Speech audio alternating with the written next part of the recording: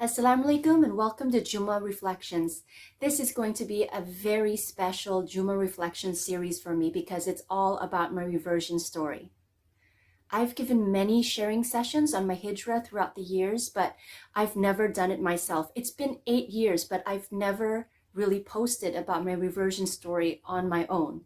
So this is it, guys. Today, I'm going to be reading the article that I released about 8 years ago, actually 7 years ago, because I actually was very low profile my first year of being a Muslim. I really wanted to learn and adjust myself. So after 1 year, I only released this article to let everyone know that now I am a Muslim. The article is called The Truth That Found Me. It's actually in the notes section of my Facebook page, official Aliza Kim. So if after this video you want to go back and read it or share it, you can. Now after this video is going to be kind of interesting because I've actually only planned for 2 videos in this series. This one where I'm reading my article, and the next one where I actually give the sharing of what were the events that led up to my Shahada and the day of my Shahada. And then it's all up to you. I'm giving you this chance to ask me whatever you want, whether it's my parents' reaction or how did I adjust to wearing the hijab, or anything that you want to ask me about the reversion journey and what happened afterwards to me. Anything that has to do with that, please go ahead and put it into the comments section below and I will make a video for you about it. And I think this is a really great opportunity because we don't have a chance to always ask about these things. So if you're curious, do ask me. I'm very open to telling you all about it. Okay, so now I'm going to read you my article. I was actually really nervous thinking about reading it because it's long, but it's also so personal. I was worried, am I going to cry? Am I going to do a good enough job? But in any case, I've read it, I've recorded it. You can think of it as an audio book or a podcast.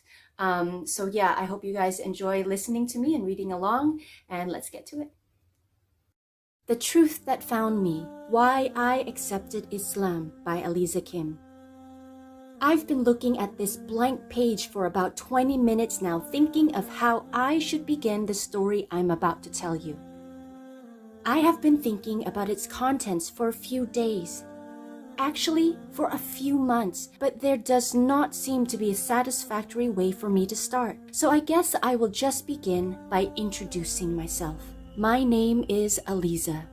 I am no different from any of you, but many would say I have experienced some extraordinary things.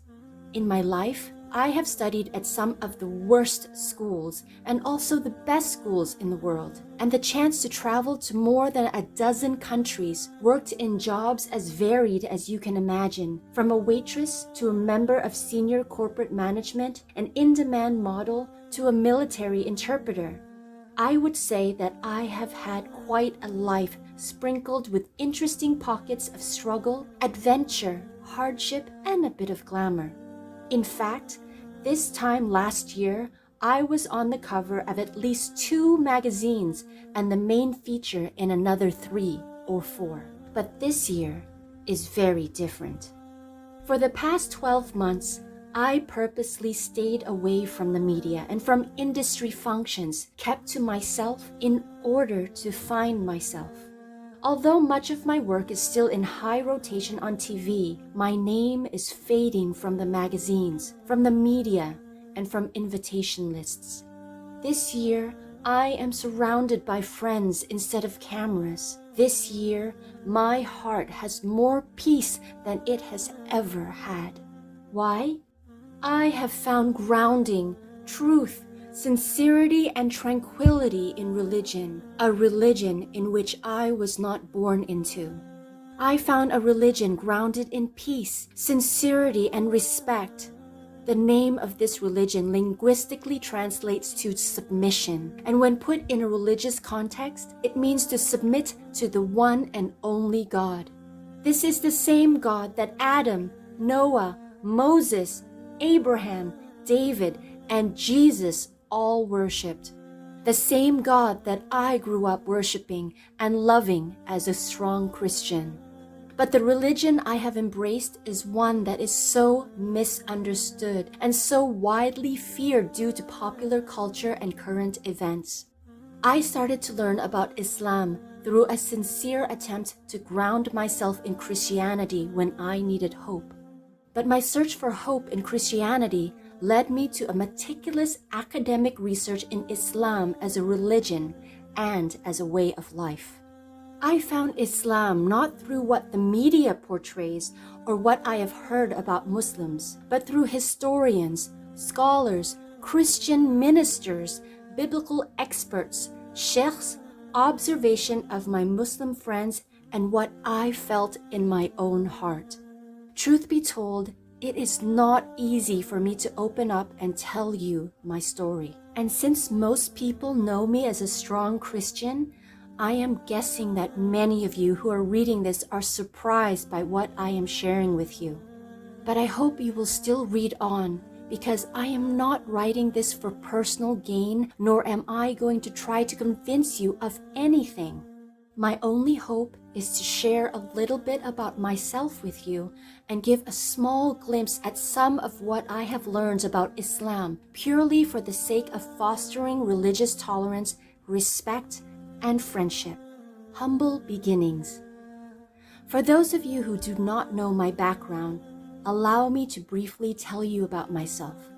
I was born in a tiny little town in Oklahoma, USA named Enid, with a population of under 50,000 compared to the city of 1.5 million that I live in now. After Enid, I moved 12 times to date. Through the years, there have been times of some comfort and times of extreme hardship.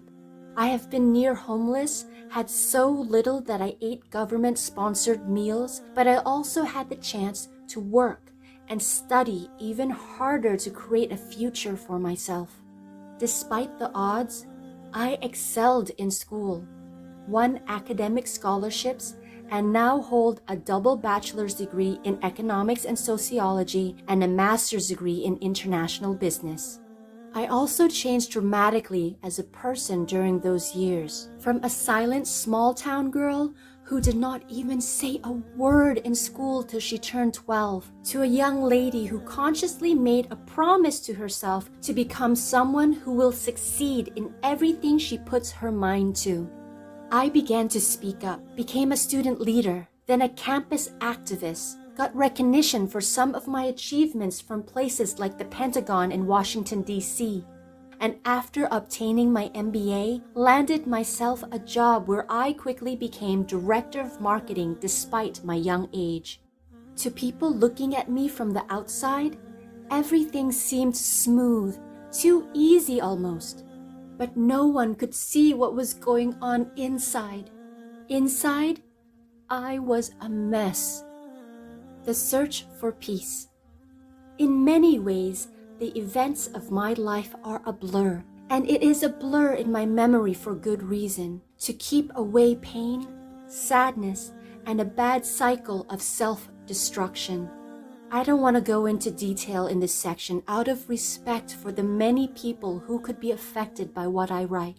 But what I can say is I fell into a period of clinical depression due to the conditions I lived in, the experiences I had to endure year after year. And when I thought I was about to recover, I made some bad life decisions that derailed my life for several more years. On top of this, I am an extreme introvert who finds it difficult to talk openly to people, even to my parents, and therefore prefer to keep everything inside. Plus, I never really had a healthy outlet to help me work through and work out the issues that plagued me. I often pretended to be happy and confident to maintain status quo so no one would ask me anything and I would not have to think about what haunted me. All of this was, of course, a formula for emotional disaster. But there was one thing, the one thing that I could always turn to for grounding, to calm myself and to refocus so that I could at least function at work and in life. Religion. I always had God. The beginning of last year began rather bright for me. I felt a newfound freedom because I was finally making progress in resolving some personal and family issues, and was looking forward to starting over on many levels. My career in media was going well with both local and international assignments, so I felt like I wanted to experience new things and try out a different lifestyle. I was living a rather private, quiet, and humble existence doing my work and spending time at home till then.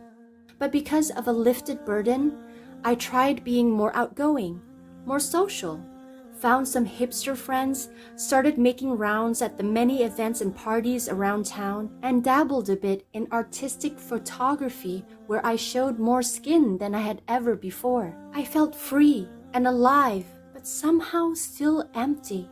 Perhaps because the life I was trying to live was so foreign to me and very much not for me. I regretted. And as the emptiness grew, the parties became dull. I got stuck with a sexy image, and the hipster friends did not bring out the best in me, to say the least. I began to hate who I was becoming in those short months, and I was back to feeling lost, hopeless, and confused about the world. I wanted my usual, quiet, boring, but wholesome private life back, so I cut myself off completely and returned to the one thing that has always grounded and refocused me. After stopping everything, I promptly turned towards God in hopes of finding the true peace I craved for. And so, my journey began. The truth that found me. As mentioned, this was not the first time I sought God's assistance to calm myself and refocus, but somehow I really wanted it to be the last time. The other times, I would refocus just enough to survive my life, but this time, I wanted God to be and remain the guide of my life. I wanted religion to be a lifestyle choice for me, not just an element of my life. I had experienced enough in life by now to know the type of person I wanted to be and the kind of life I was most comfortable leading. I wanted to live a pious, clean, peaceful life and wanted purity. To have purity, I wanted to find the true and simple church of the early Christians because I thought that should be the correct way to worship God. I was thinking that the people who were with Jesus or his disciples and how they worshipped should be the right way. I found the modern churches too flashy, like a rock concert, and lacking in depth and soul. I also found some of the new Christian theories to clash with my belief system, where people should not change religious theory to fit their own desire. A new Christian denomination should not be made every time a group of people disagree with an element or want an addition to what preceded. Therefore, the fact that there are more than 200 denominations in Christianity did not sit well with me. I wanted purity. I wanted the truth. I wanted the correct way of worship.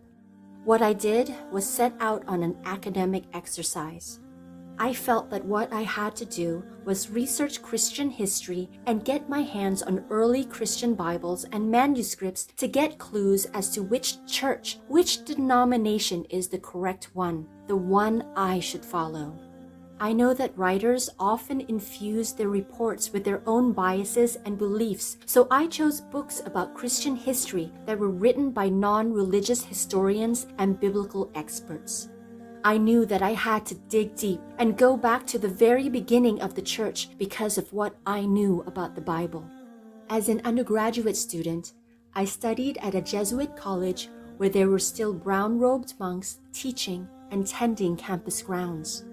It was mandatory for students to take up Christian theology classes as part of the curriculum. In one of those classes, the Jesuit who was lecturing taught something I would never forget. The Bible was put together by a pope. Later on, I found out that the chapters of the Bible were also chosen or rejected, and there were many conflicting versions. If the Bible was put together by a man or a group of men and different versions conflicted, then what about the religion itself? I had to know. I wanted to know because I wanted to be a good Christian who follows God's commands, not what was chosen by a man or a group of men sometime in the past. At this point, I want to give my utmost respect to my dear Christian friends and family members who may be reading, and let you know that I know how beautiful some of the Christian teachings are. I am very proud of the Christian upbringing I received. I am grateful for the values and ideologies Christianity has instilled in me, and I still love the teachings and life of Jesus till this day. However, the further I looked into history, the more I understood that Christianity and the theories and belief we hold were put together by a group of men. The more I learned about how much struggle there was to get some of the concepts like the Trinity approved and accepted shows me that it was just simply that, a concept. And in fact, it has been proven to be a theoretical creation that has been taken out of most reprints of the modern Bible. The more I found out about Paul or Saul, the supposed author of much of the New Testament, the more compelled I felt to keep researching and searching for the truth. After some time, I concluded that what I needed to do was take a look at the religion that was practiced by Jesus, David, Abraham, Moses, Noah, and so on, not the religion that has been passed down to me. I knew none of these men were Christians. I knew that Jesus was a Jew who spoke Aramaic, but not all the great prophets were. Some of the prophets were Arabs. Some were from other tribes. So what religion did all of these great men practice? Because that is exactly what I want to practice. They were the best and chosen by God, so whatever they were doing must have been right.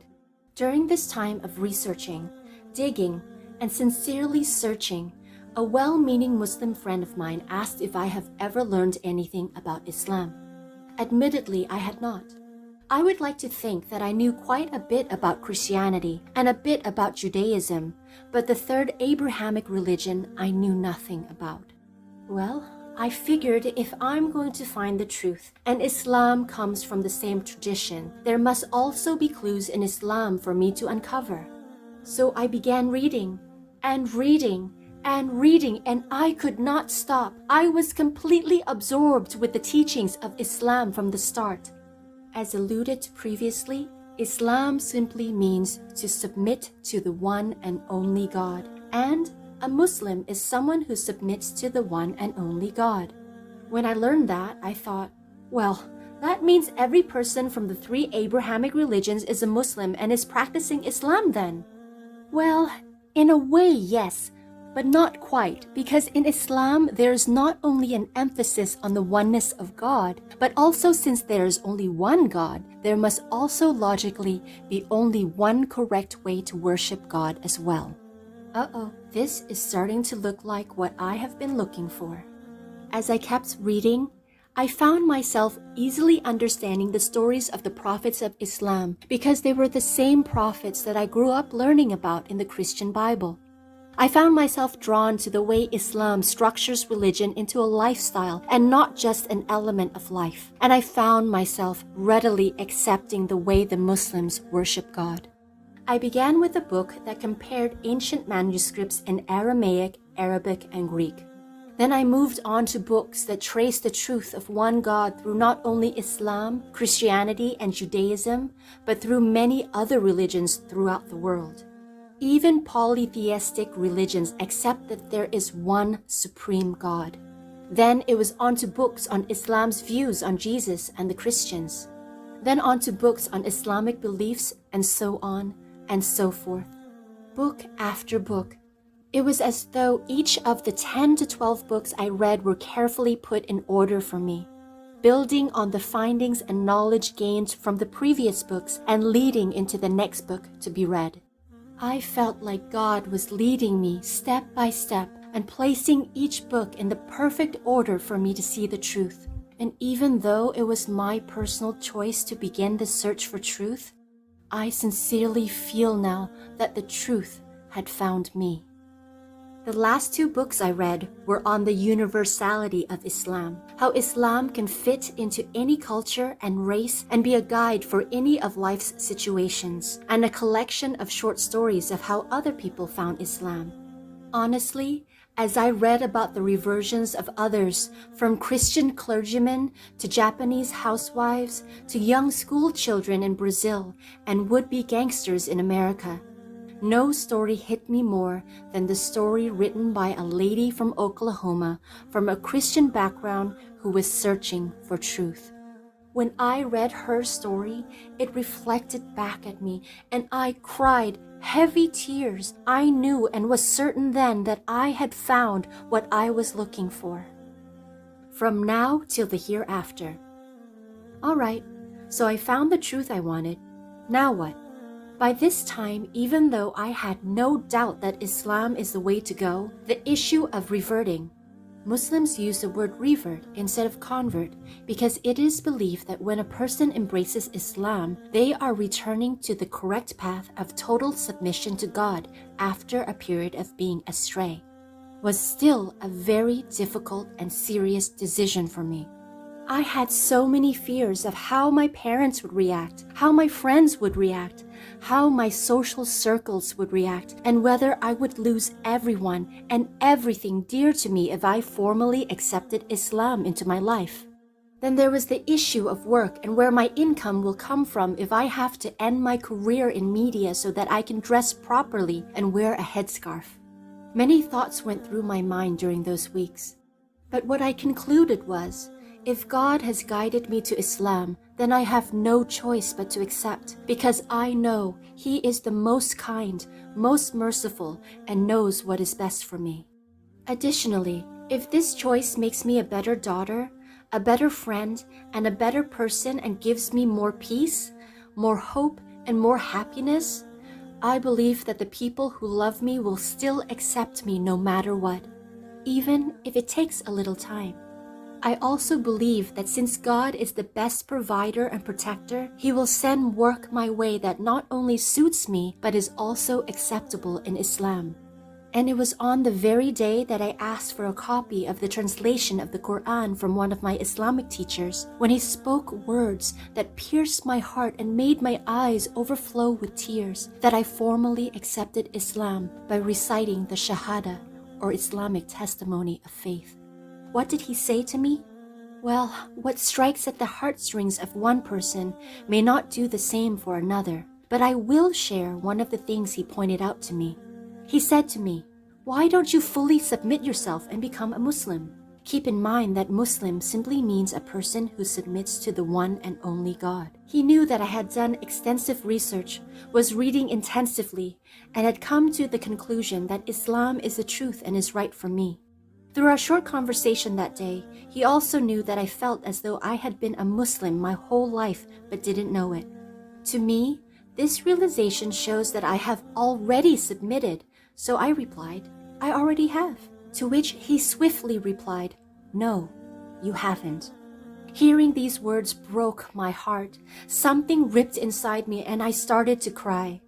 At that moment, I realized with full understanding that without declaring and committing myself to a life of submission to the one and only God, I have not truly submitted myself. I felt like I was unknowingly denying God, denying the truth I had found, denying my beliefs when I wanted so very much to be good and submit to God in the correct way. Less than an hour after this realization, I submitted and accepted Islam as my way of life. After reciting the Shahada, what I felt cannot be accurately described. I felt a rushing sensation go through me which felt like a thorough cleansing. I felt pure and was given lightness, peace, and genuine happiness. I had never felt such innocent gladness like that in my life, and those feelings have stayed on till this day, and I know they will be with me till my last day in this world.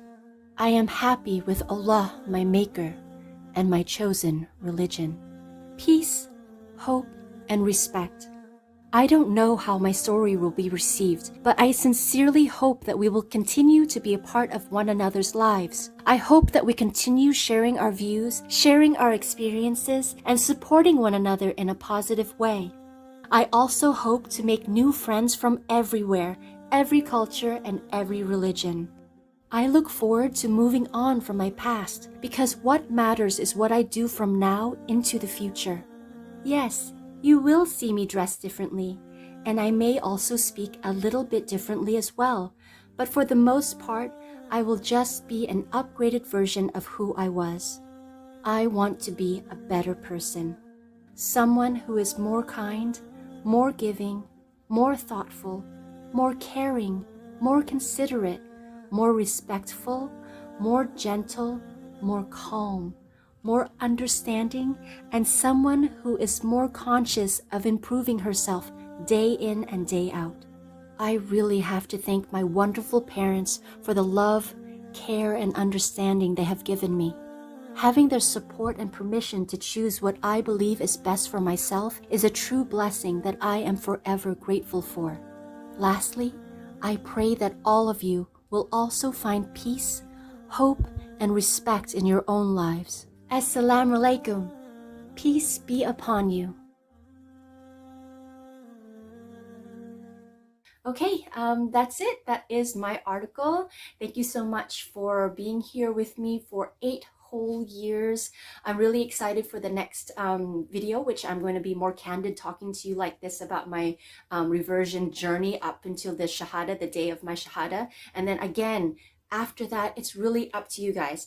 Post what you want to know and I will make the video for you. Okay, so I will see you guys next week. Assalamu alaikum. Bye-bye.